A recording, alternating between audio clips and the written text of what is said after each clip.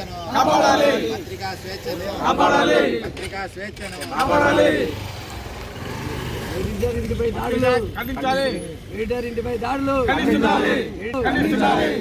పత్రికా స్వేచ్ఛను కాపాడాలి, పత్రికా స్వేచ్ఛను కాపాడాలి, పత్రికా స్వేచ్ఛను కాపాడాలి.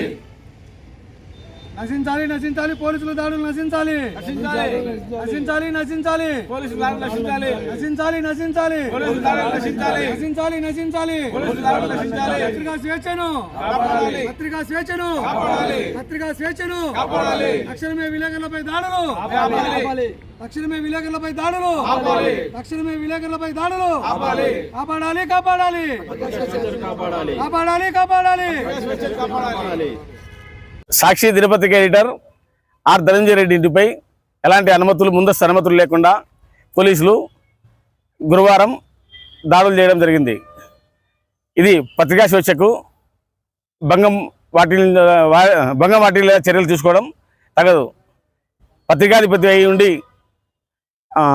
పోలీసులు పత్రికలపైన ఇలాంటి చర్యలు తీసుకోవడం తగదు.